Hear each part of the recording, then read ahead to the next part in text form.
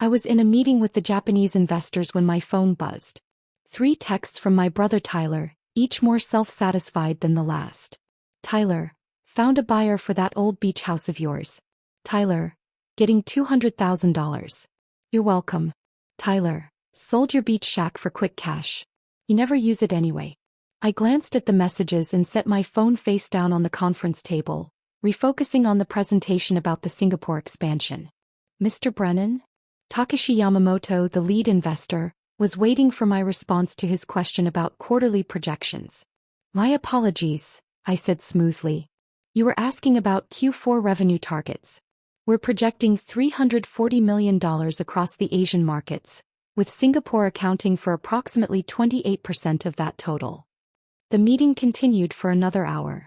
My phone buzzed repeatedly, but I ignored it. Whatever Tyler was doing, it could wait. When the investors finally left, I checked my messages. 12 texts from Tyler, 3 from my mother, 2 from my sister Rachel, and 1 missed call from an unknown number with a 305 area code. Miami. Mom, Tyler told me about the beach house sale. Finally. That place was just sitting there rotting. At least he got something for that dump. Tyler, buyers paying cash. Closing in 3 days. I'll send you your half after I take my finder's fee. Tyler. Actually, since I did all the work, I'm thinking 60-40 split. You literally never even visit that shack. Rachel. Did you really let Tyler sell your beach house? Mom says you two are splitting the money? I took a deep breath and called the Miami number back. Azure Coast Resort and Residences Management Office. A professional voice answered. This is Patricia speaking. Patricia, this is Daniel Brennan. I had a missed call from this number. Mr. Brennan. Yes, thank goodness. We have a situation. A man claiming to be you appeared this morning with a sales contract for the property. Our security team detained him when the signatures didn't match our records. I closed my eyes. Describe the man. Mid-30s, brown hair, about 6 feet tall. He became very agitated when we questioned his identity and started insisting that he had power of attorney over your beach shack. Sir, is this person known to you? He's my brother, I said. His name is Tyler Brennan. He doesn't have power of attorney over anything of mine. That's what we suspected, Patricia said. We've contacted local police. He's currently being questioned about attempted fraud. Should we press charges? I considered. Let me call you back in 10 minutes. I hung up and immediately called my attorney, Richard Chin. Richard, I need you to do something for me, I said without preamble. My brother just attempted to fraudulently sell my Miami property. Resort security has detained him and called the police. Can you contact Miami PD and handle this? The Azure Coast property? Richard asked, and I could hear him already typing. Jesus, Daniel. Your brother tried to sell a $40 million resort complex. Apparently he thinks it's a beach shack worth $200,000, I said. Richard was silent for a moment. What do you want me to do? I can have him arrested for fraud, attempted identity theft, forgery. Take your pick. Let's start with a stern warning, I said. Get him released to local custody with the understanding that charges are pending. Then have someone explain to him exactly what he tried to sell. You want him to know? Richard asked. He's going to find out eventually, I said. Might as well be now. Consider it done, Richard said. I'll call you back. I texted Tyler, we need to talk. Call me. 3 dots appeared immediately, then, busy closing the deal.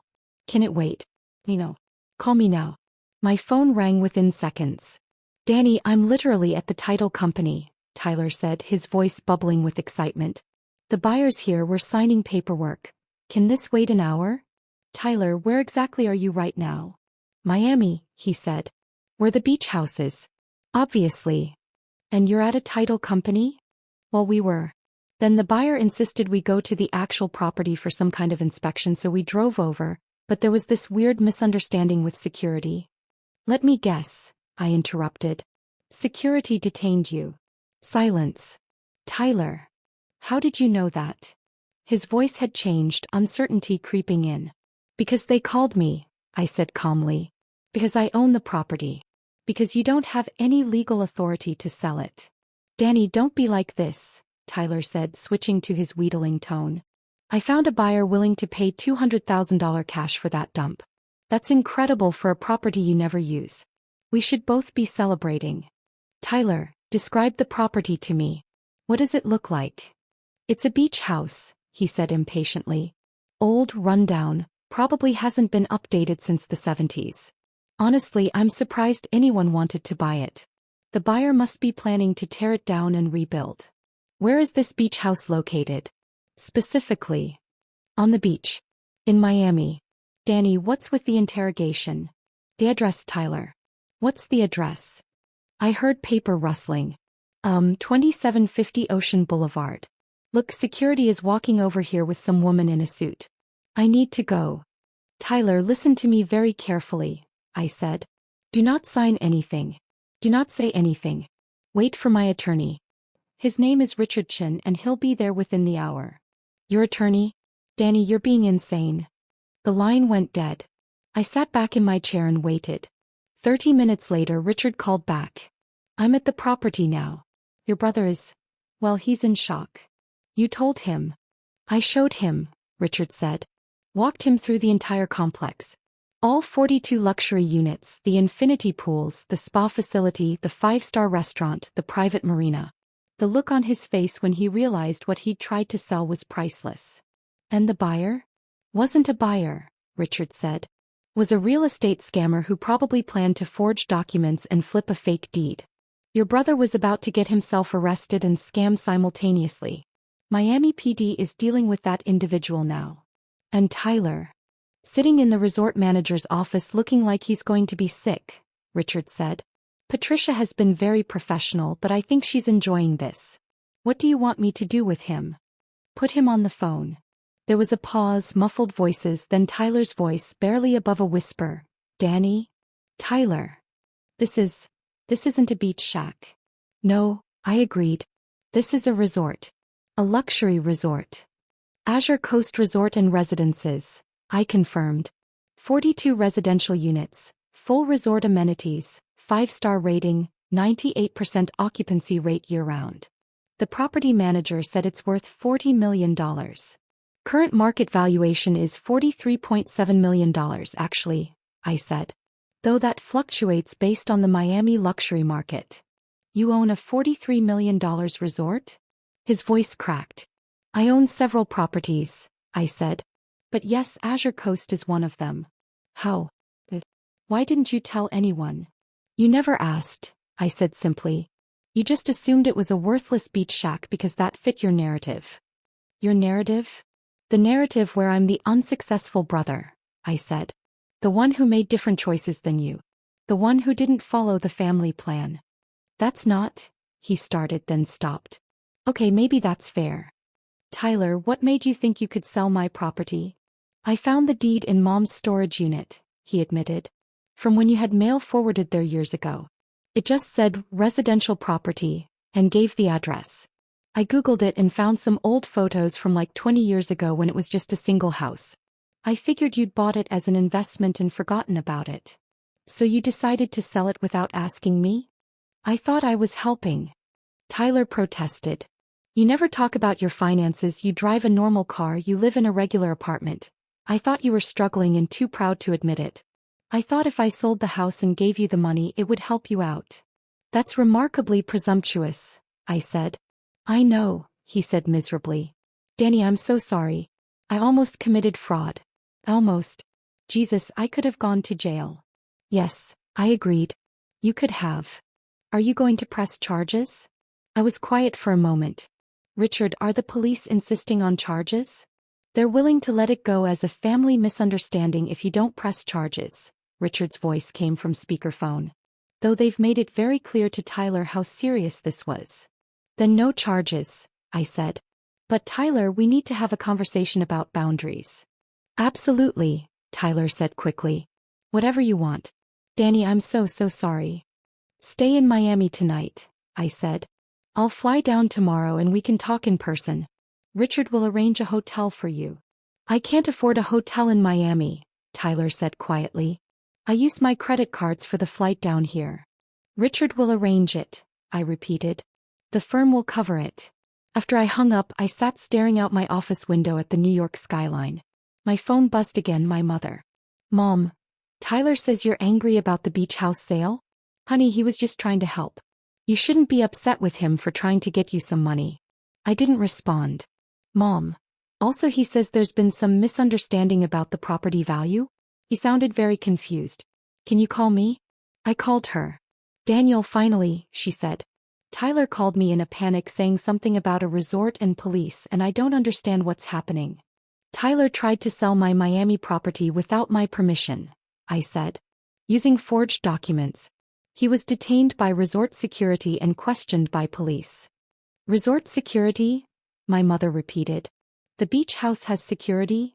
The beach house is a 42-unit luxury resort worth approximately $43 million, I said. Yes, it has security. Silence. Mom. Did you say $43 million? Current market valuation, yes. For the beach house. The one you bought 10 years ago for what, $400,000? I bought the original property for $380,000, I confirmed. Then I demolished it and built a luxury resort complex. I spent about $12 million on development. It's now worth $43 million. More silence. You built a resort? My mother's voice was faint. When? How?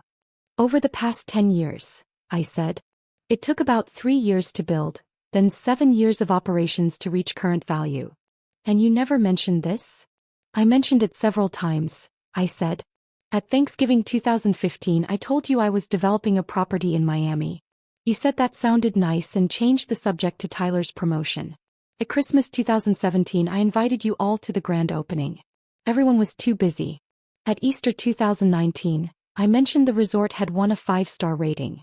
Dad asked if I was still playing real estate, and suggested I get a stable job. I don't remember any of this, my mother said weakly. You weren't listening, I said simply. You never have been. That's not fair, Daniel. Isn't it? I asked. Mom, Tyler literally tried to sell a $43 million resort for $200,000 because he assumed it was worthless. He assumed that because you all decided years ago that I'm not successful. Nothing I've said or done has changed that perception. You live in a small apartment, she protested. You drive a Honda. You don't act like someone who owns a resort. The apartment is 3,000 square feet in Tribeca, I said. It's worth $8 million. I keep a low profile because I prefer privacy. But you've never asked about my actual situation. You just assumed. I could hear her breathing on the other end of the line. How many properties do you own? She finally asked. 7, I said. The Miami Resort, a hotel in Charleston, a boutique property in Savannah, 3 residential buildings in Brooklyn, and my Tribeca apartment. Total portfolio value is approximately $127 million. $127 million, she repeated numbly. Give or take, I said. The market fluctuates. And you never told us? I tried to tell you, I said. You weren't interested. You were too busy comparing me to Tyler and finding me lacking. Your brother has a good job, she said defensively. He's a marketing director. Making $140,000 a year, I finished. I know. It's a respectable position. Good for him. And you? My properties generate about $14 million annually in net income, I said. After expenses, property management, and taxes. The phone was very quiet. Mom. I need to sit down, she said. I'm sitting down. I need to lie down. Are you okay? My son owns $127 million in real estate and generates $14 million a year in income, and I've been feeling sorry for him, she said, voice rising slightly. Your father and I have been worried about you for years. We thought you were barely scraping by. Why would you think that? Because you never spend money, she said. You don't take vacations, you don't buy nice things, you live simply. I take plenty of vacations, I interrupted. I just don't post about them on social media. And I do buy nice things, I just don't show them off. Mom, I've been to 30 countries in the past 5 years. I collect art. I have a Banksy and 2 Warhols. I'm perfectly happy with my life. But you seem so ordinary, she said helplessly. That's intentional, I said. I don't need external validation. I built wealth for security and freedom, not for show. Does anyone know about this? My close friends, my business partners, my attorney, my accountant, I said. The people who matter know. And your family doesn't matter? She sounded hurt. My family never asked, I said quietly. And when I tried to share, you weren't interested. So I stopped trying. He was crying now. I'm so sorry, Daniel. We've been terrible to you. Not terrible, I said. Just dismissive. You had a certain idea of who I was and you never questioned it. Your father is going to die when he finds out, she said. He's been telling everyone you're struggling, that you made poor choices, that you should have gone into finance like he wanted. Dad can think whatever he wants, I said. It doesn't affect my life. Will you tell him? Or should I? You can tell him, I said. I'm flying to Miami tomorrow to deal with Tyler. I'll call Dad when I get back. Tyler feels terrible, she said. He really thought he was helping. Tyler committed fraud, I said flatly. He forged documents and attempted to sell property he didn't own. That he thought he was helping doesn't make it legal.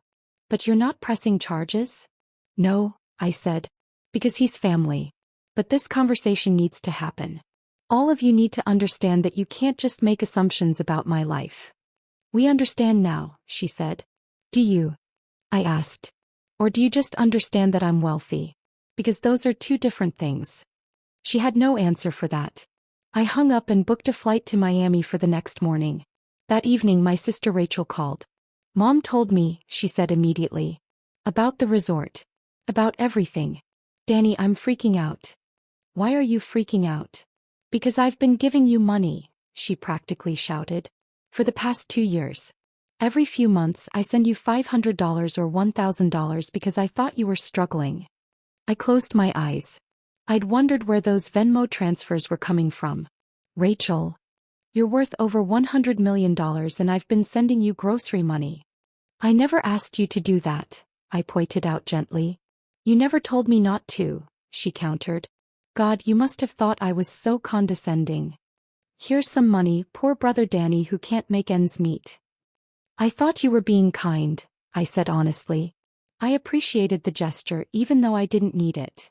Why didn't you tell me to stop? Because it made you feel good to help, I said. And it didn't hurt me to accept. What was I going to do, tell you I make more in a month than you make in a year? That seemed cruel. I make $85,000 a year as a teacher, she said. You make $14 million. Danny, the math on that is insane. Your job is more important than mine, I said. You're shaping young minds. I just collect rent. You built a luxury resort from nothing, she corrected. You created jobs, provided a service, built something beautiful. Don't diminish that. Thanks, Rach. I'm coming to Miami, she announced. I'm taking a personal day and I'm coming with you tomorrow. Someone needs to be there for the Tyler conversation and it should be someone who's not angry. I'm not angry, I said. You're disappointed, which is worse, she said. Tyler almost went to jail, Danny. He's probably traumatized. Let me come. Fine, I said. But you're flying commercial. I'm taking the jet. Silence. You have a jet? Fractional ownership, I said. I own 25% of a Citation X. It's more cost-effective than first class when you travel as much as I do. Of course you have a jet, she said faintly. Why wouldn't you have a jet? Is there anything else I should know? Do you own an island? A yacht? A professional sports team? No island, no yacht, no sports team, I said. Just real estate. Just real estate, she repeated. Just $127 million in real estate. $127 million is the current valuation, I said. I have about $34 million in mortgage debt across the properties, so my net equity is closer to $93 million. Oh, only $93 million, she said. That makes it so much more relatable. I couldn't help but laugh. I'll text you the flight details, I said. We leave at 8 a.m. I'll be there, she promised. Danny? I'm really sorry we didn't see you. The real you. It's okay, Rach. It's not, she said. But I'm going to do better. We all are. The next morning, Rachel met me at Teterboro Airport. She stared at the Citation X for a full minute before speaking. This is your plane. 25% my plane, I corrected. It has your initials on the tail. The ownership group voted on the registration, I said. Come on, we're cleared for takeoff. The flight to Miami took 2.5 hours.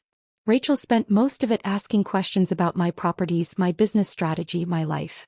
Actually listening. It was nice. We landed at Miami Executive Airport and took a car service to Azure Coast.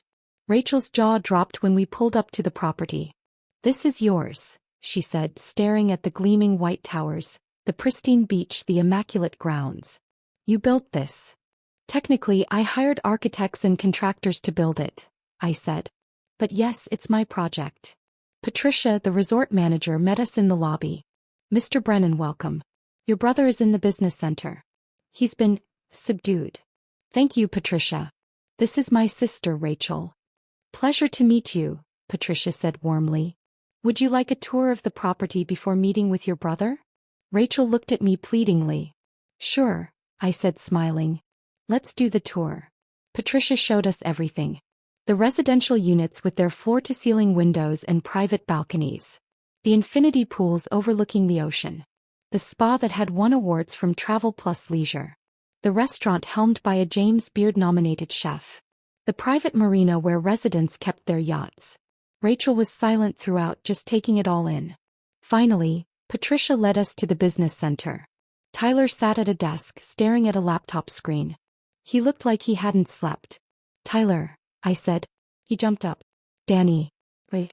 I didn't know you were coming, Rach. Moral support, Rachel said, hugging him. For both of you. We sat down in the small conference room.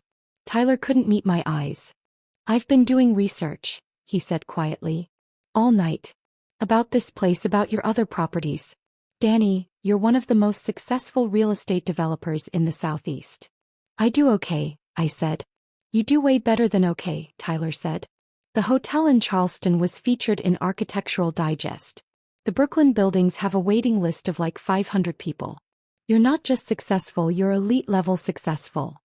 And yet you thought I owned a worthless beach shack, I said. He flinched. I know. I was stupid. I was presumptuous. I was. You were operating on assumptions, I interrupted. Assumptions our family has held for years. That I'm the unsuccessful brother. The one who didn't follow the plan. The one who needs help. You've never corrected us, Tyler said defensively. You could have told us the truth. I did tell you the truth, I said. Multiple times. You just didn't believe it fit your narrative, so you dismissed it. Rachel cleared her throat. I think what Danny's saying is that we all, including me, decided who he was without actually asking or listening. We made him the family project, the one to worry about, without ever checking if that was accurate. Tyler was quiet for a moment. You're right. We did. And I'm sorry, Danny. Not just for trying to sell your property, but for not seeing you. The real you. Apology accepted, I said. But Tyler, this can't happen again. You can't make decisions about my life without consulting me. You can't assume you know what's best for me. I know, he said. I really do know now. God, when the police were questioning me, when I realized what I'd almost done. Danny, I could have cost you millions in legal fees, damaged your reputation, created liability issues. I was so focused on my idea of helping that I didn't consider the consequences. What made you think you even had access to my deed? I asked. It was in Mom's storage unit, Tyler said. From years ago when you had mail forwarded there. I was helping her clean it out and found a box of your old documents. The deed was there and I thought I'd found a solution to what I perceived as your financial struggles. Without asking me if I was actually struggling, I pointed out. Without asking, he admitted. I'm really sorry. I looked at my brother, genuinely contrite, genuinely shaken. I forgive you, Tyler. But we need to establish some boundaries going forward. Whatever you want, he said immediately. First, no more assuming you know my financial situation, I said. Second, no more making decisions about my property or my life without explicit permission. Third, no more pitying me or treating me like I need saving. Done and done, Tyler said. Is there a fourth? Fourth, I said, stop comparing yourself to me. We have different lives, different goals, different measures of success. You're a marketing director making good money in a career you enjoy. That's success, Tyler. You don't need to own resorts to be successful. His eyes got watery. Thanks, Danny. Now, I said, standing up. Patricia tells me the restaurant here makes an excellent brunch. Let's eat and then you can tell me about what's actually going on in your life. Not your job or your salary. What makes you happy? What you're working toward? What you care about? Really? Tyler looked surprised. Really, I confirmed. I've been so busy protecting my privacy that I haven't been a great brother either. Let's fix that. Over brunch, which was indeed excellent, Tyler opened up. He talked about feeling pressured to constantly advance in his career, to make more money, to hit arbitrary milestones. He talked about feeling like he was never quite enough in our parents' eyes. Even as the successful son, he said, I never felt like I measured up to Dad's expectations. And then I'd look at you who seemed not to care about those expectations at all, and I resented it. You had freedom I didn't have. You can have that freedom too, I said. You just have to stop measuring yourself by other people's standards. Says the guy worth $93 million, Tyler said, but he was smiling. I didn't build wealth to impress anyone, I said. I built it because I love real estate development. I love taking something old and making it beautiful. I love creating spaces where people can live or vacation or build memories. The money is great, but it's not the point. Rachel nodded. That's what I've been trying to tell you for years, Tyler. Success isn't about the numbers. It's about fulfillment. When did you get so wise? Tyler asked her. I'm a teacher, she said. I see what actually matters to people. And it's never the money. It's the relationships, the experiences, the feeling that your life has meaning. We spent the rest of the day at the resort.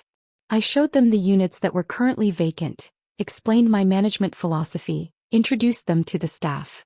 Tyler asked intelligent questions about occupancy rates and operating costs. Rachel wanted to know about the architectural decisions and the environmental sustainability features. It was the first real conversation I'd had with my siblings in years. That evening we had dinner at the resort restaurant. Tyler was more relaxed than I'd seen him in a decade. So what's next for your empire? He asked. More properties? I'm looking at a historic hotel in New Orleans, I said. It needs complete renovation, but it has good bones. Could be special. How much would that cost? The property is listed at $6 million, I said. Renovation would be another $15 to $18 million. But when it's done, it could be worth $35 to $40 million. And you just do that? Tyler asked. Drop $24 million on a project? I'd finance most of it, I explained. Put down about $8 million, mortgage the rest. Use the cash flow from my other properties to cover the renovation costs. It's not as risky as it sounds when you run the numbers. Still, Tyler said. That's a massive undertaking. It's what I love, I said simply. My phone buzzed. My father. Dad, your mother told me about the Miami property. We need to talk. Call me. I showed the text to Rachel and Tyler. He's going to freak out, Tyler predicted. Probably, I agreed. I excused myself and called my father. Daniel, he said immediately. Is it true? About the resort? Yes, I said. And the other properties? The $127 million portfolio? Yes. He was quiet for a long moment. Why didn't you tell me? I tried to, Dad. Multiple times over the years. You weren't interested. That's not, he started then stopped. Hey, maybe that's fair. I thought you were wasting your time with small real estate deals. I didn't think they'd amount to anything. They amounted to $93 million in equity, I said. I want to see them, he said. The properties. All of them. Will you show me? Why? I asked. Because you're my son, he said. Because I've been blind and stupid and I want to understand what you've built. Please, Daniel. Let me see what you've accomplished. I thought about it. Hey. But Dad, this isn't about impressing you. This is about you understanding that I've been successful all along. Just not in the way you expected. I know, he said quietly. I'm starting to understand that.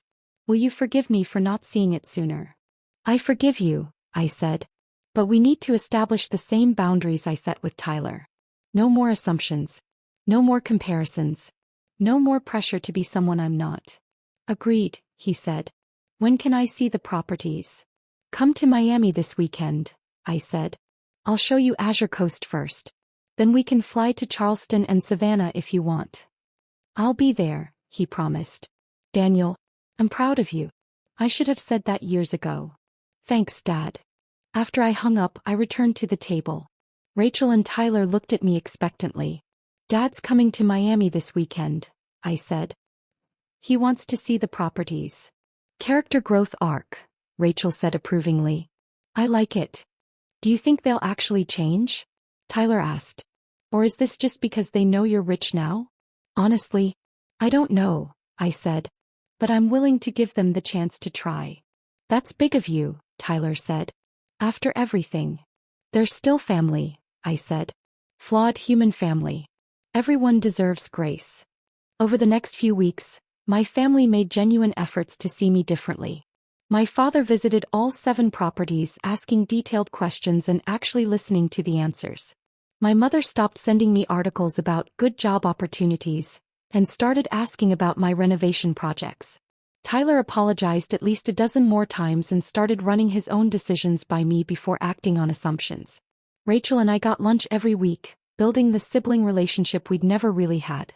They all asked why I lived so modestly despite my wealth. I explained that I didn't see the point in ostentatious displays. I had everything I needed: beautiful properties I'd built myself, the freedom to work on projects I loved, financial security for life, and increasingly better relationships with my family. The New Orleans hotel deal closed in December. I bought the property, started renovations, and invited my family to the groundbreaking. They all came. Standing in the gutted lobby of what would become a beautiful boutique hotel, surrounded by my family who finally saw me for who I actually was, I felt genuinely content. Tyler stood beside me looking at the architectural plans. This is going to be incredible when it's done. It is, I agreed. I'm sorry I tried to sell your beach shack, he said, smiling slightly. I'm sorry I let you all think it was a beach shack, I replied. Even, he asked. Even, I confirmed.